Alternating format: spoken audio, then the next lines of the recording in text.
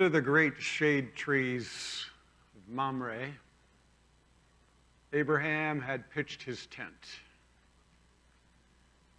And in the middle of the Mideastern heat of the day, he settled down in the shade to rest. Not long after that, he saw in the distance 3 figures approaching him. And he jumped up, and he ran to the 3 men that he saw coming, and he bowed down and greeted them. And then he pleaded with them, "Sirs, please stay with me for a while and rest yourselves under this great tree. And let me go fetch some water to wash your feet and a little food to eat so that you will be nourished. And then after that, you can go on your way." And they said, "May it be as you said." So he turned quickly and ran into his tent and said, "Sarah, get some flour and bake 3 loaves of bread for these men." And then he ran off to his flock, and he picked out the prime, most tenderest calf, and he gave it to one of his servants. He said, "Prepare this." And then he gathered up some cheese and some milk, and together he brought all those, and he served the men and stood nearby as they ate. And one of them said, "Abraham, where is your wife Sarah?" "Oh, she's in the tent." "Surely I say to you, at this time next year, I will return, and she will have given birth to a son." Now, Sarah and Abraham were advanced in years, and Sarah was eavesdropping on the other side of the tent. And when she heard this, she said to herself,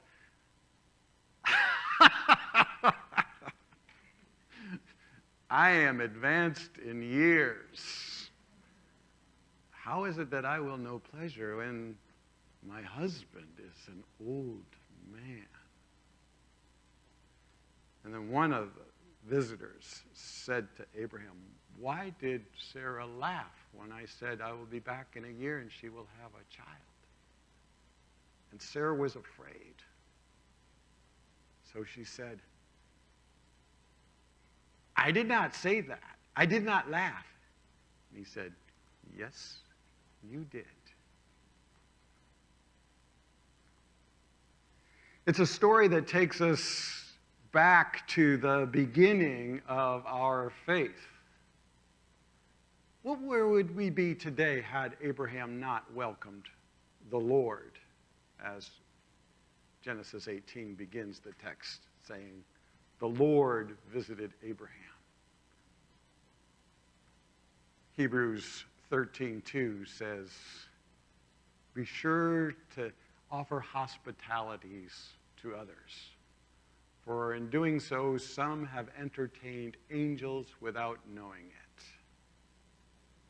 There's many scholars who think that Hebrews, at the end of the New Testament, is referring to that visit of those 3 men to Abraham, who bring the news of a blessing of a child later in their life, and that by his hospitality, Abraham opens himself to the promise of God. Hospitality, as we've been looking at that theme, or the theme of welcome, is central to who we are as God's people. Today we come to a passage out of Luke as Jesus and the disciples are making their way to Jerusalem, and they happen to pass through Jericho. Now, they started their entrance just outside of Jericho. Luke tells us that there was a blind man who couldn't see, and he started to cry out to Jesus saying, "Jesus, Son of David, Jesus, Son of David, have mercy on me." And the disciples and others shushed him. "No, don't bother him." As if the blind man was inconsequential and not important enough to bother Jesus on this busy trip, this busy journey. And Jesus called him, said, "Bring him to me." And in that moment, the man was healed. Later, people would want to bring their children to Jesus. And again, the disciples and others wanted to keep these little, less important people away from Jesus because he's a busy guy. He's going to Jerusalem. He's going to become king, right? And Jesus says, forbid not, but bring the children to me. And he blessed them. And so that was outside of the city of Jericho. Now they're entering the city of Jericho, and the crowds have formed along the sides of the street, and there's a lot of commotion and excitement. And Jesus, Luke introduces us to a man named Zacchaeus, who is described as a Jewish man, who is a ruler, among tax collectors. That means, and he's also wealthy. As the chief among tax collectors, that means that he was in charge of people like Levi, the last tax collector that we encountered in our story. And that Zacchaeus was actually seeking Jesus, that he was pursuing him. So Zacchaeus probably already had an understanding or was familiar at least with who Jesus was and what he had been doing. And as the crowd gathers and they watch Jesus move along the road, Zacchaeus is trying to push his way into the crowd, but he can't see Jesus. And this text says two things: because of the crowd and his small stature. And there's the reality that it might not just be that Zacchaeus was too short to see over the crowd, but that the crowd was keeping Zacchaeus away. That this guy, this chief tax collector, whom the crowd is labeling a sinner, they're like, there's no way you're getting ahead of me. Stay behind me. They won't let this man in. So he runs ahead and climbs a tree in order to get a better view. When Jesus finally arrives at that tree, he looks up and he sees Zacchaeus. And I imagine there's a bit of laughter in his voice as he says, Zacchaeus, today I must stay in your house. And Zacchaeus comes down and welcomes Jesus with joy, or gladly, as the text says. This statement, I must stay at your house, it comes in Luke uses it, the other gospel writers do it too, but this word that's translated must conveys a notion of divine necessity. I must stay at your house. This moment has been ordained by my Father. Jesus uses it in Luke chapter 2, where he explains to his parents why he's stayed behind in Jerusalem after his dedication, or after his bar mitzvah, rather. And he says, did you not know that I must be about my Father's business? He uses it, Jesus uses it again when he introduces his suffering and his persecution. He says, the Son of Man must suffer many things and be rejected by the elders and the chief priests and the teachers of the law. And he must be killed on the third day and be raised to life. There is a divine necessity in Jesus' visit with Zacchaeus. Zacchaeus comes down and he welcomes him at once gladly. And this word welcome is one that conveys the idea that Jesus is not intending more than just a stop in for lunch, but rather that he's going to settle in at least for the night, if not longer. That he's going to pause in his journey and stay there. Luke uses this expression when he says that Martha and Mary opened their home to Jesus. It was a regular place of hospitality and welcome and provision for them. James tells us that Rahab, using the same language of welcome, offered lodging to the spies who were entering into Jericho to check out the land. It was so Zacchaeus welcomes Jesus into his house. It's an important point here. It's kind of hidden in the text a little bit. We jump over it because we're so familiar with this Sunday school story that we kind of miss what's going on here. Jesus says to Zacchaeus, I must stay at your house. And we're caught with the notion that receiving hospitality is as important as giving hospitality. Many of us are very comfortable in the posture of giving and serving and supporting. But how comfortable are we in the receiving end of things? And Jesus is informing us that hospitality isn't always about giving things or doing things for people, but it's about receiving people and elevating people in their posture and their dignity. The challenge of hospitality for us as providers of it is that when we're the ones offering the hospitality, we're the ones with the power and the control. We're the ones with the resources and whatever we have to give away. And if we're not careful, we can do that in a way that hurts people rather than helps. This summer, our teens are going to go on a trip to Hartford to serve. And one of the resources we use with them in training and preparing them for that is how to help without hurting a curriculum that talks about infusing dignity into people rather than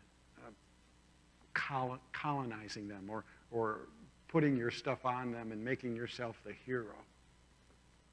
It's not always an easy lesson to learn. Years ago, we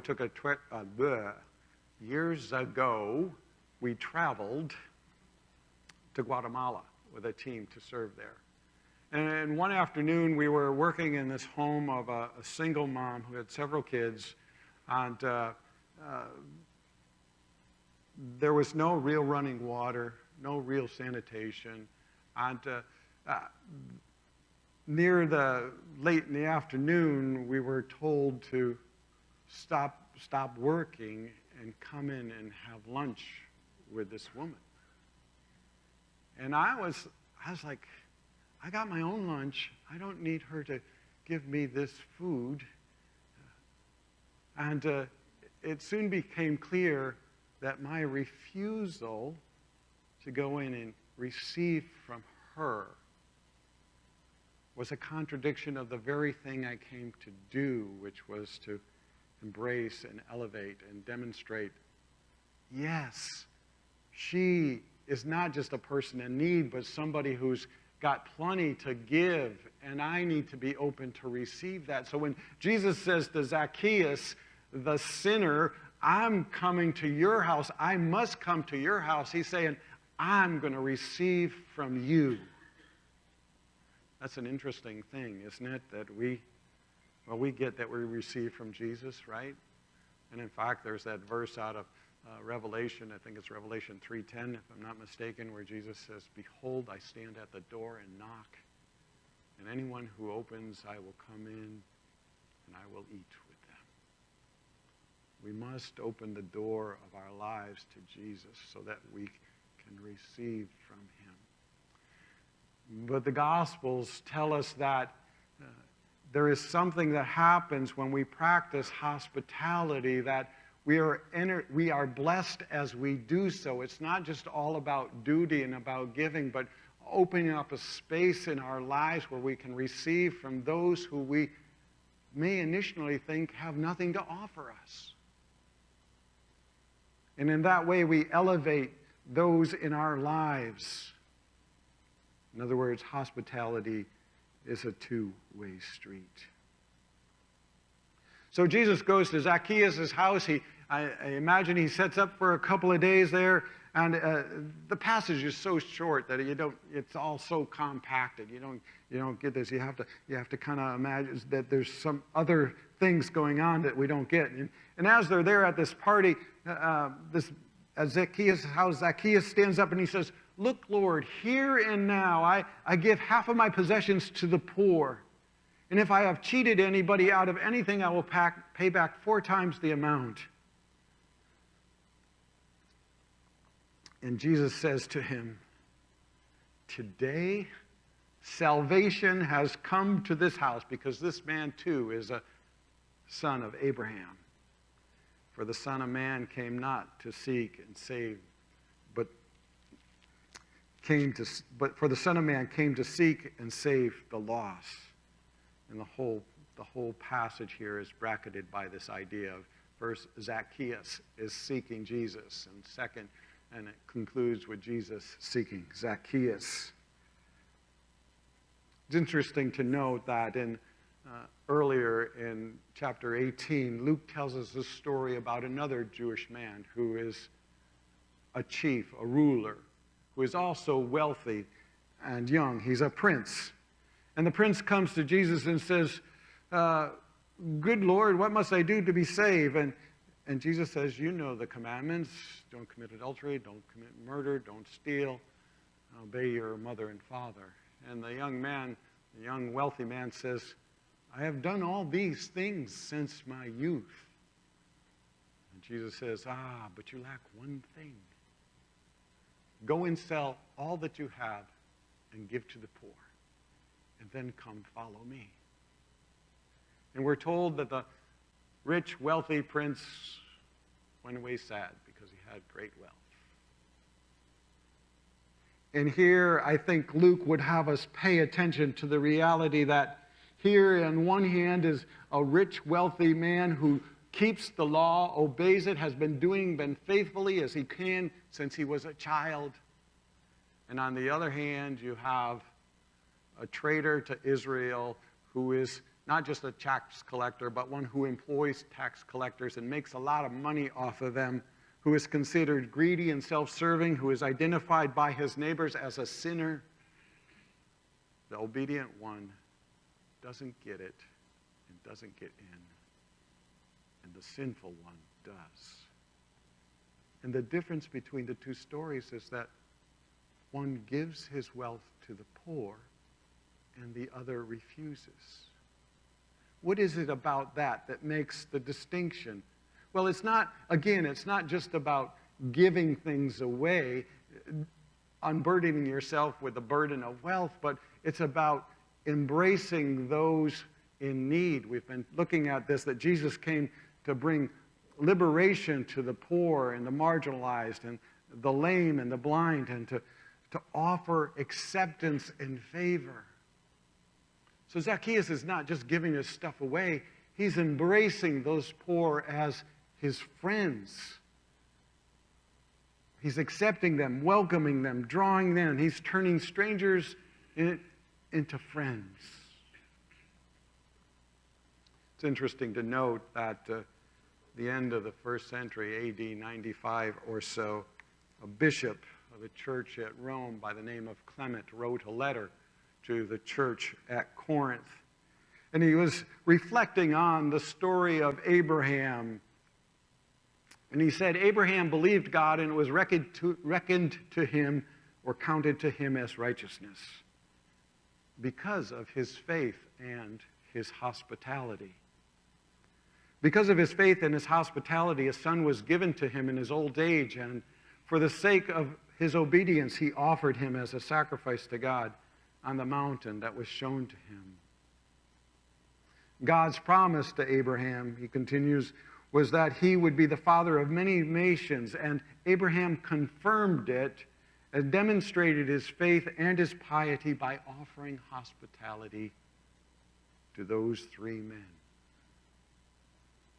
In other words, Abraham's faith was exemplified in his welcome of others who happened to be the Lord, who then confirmed to Abraham and Sarah that they would have a child in their old age. James, in his letter to the church, writes about the importance about faith and deeds. He says, some of you say you have faith without deeds. I say, show me your faith by your deeds. Show me your faith without deeds, and I will show you my faith by my deeds. Was not our ancestor Abraham justified by works when he offered his son Isaac on the altar, and there Scholars believe that James is referring to works plural, but only gives one example, the example of Abraham offering his son Isaac. But that works is plural, and that includes the idea of offering hospitality to strangers. Abraham believed God, and it was reckoned to him as righteousness. And he was called a friend of God. And you see that a person is not justified by works and not by faith alone. And likewise, Rahab was also justified by her works when she welcomed the messengers and sent them out along another road. The whole of James's letter to the church is a reminder that religion that is pure and acceptable to her Father is one that looks after orphans and widows in their distress and keeps oneself from being polluted by the world. It calls for both of those things, a pursuit of holiness as well as a pursuit of hospitality, of welcoming, of making room for others.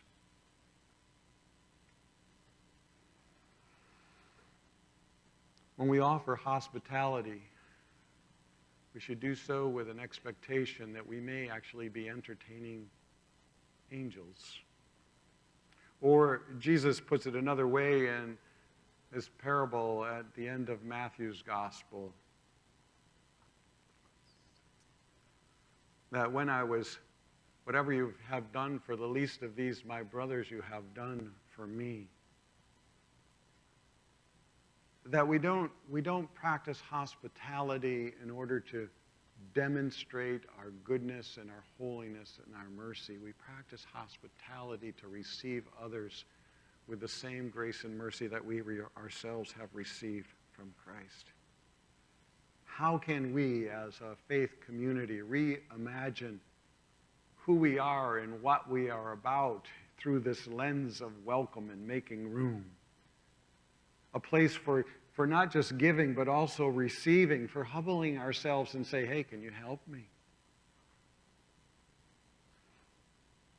To identify ourselves as recipients, not just of God's grace, but of the grace that we receive and need from one another.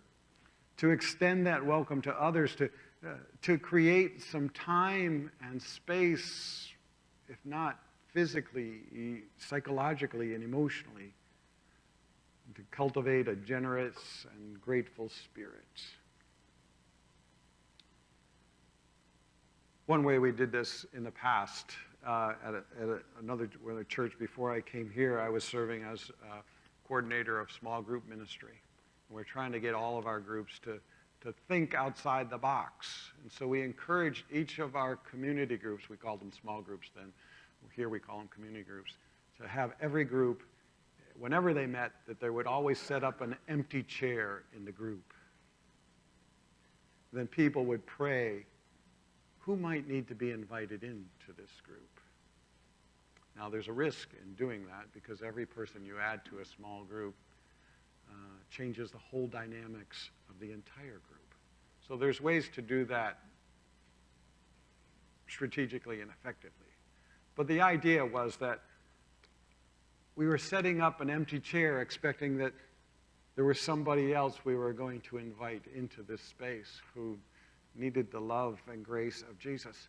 How can we as a faith community begin to set up an empty chair in our lives to make room for others that God might be asking us to invite in?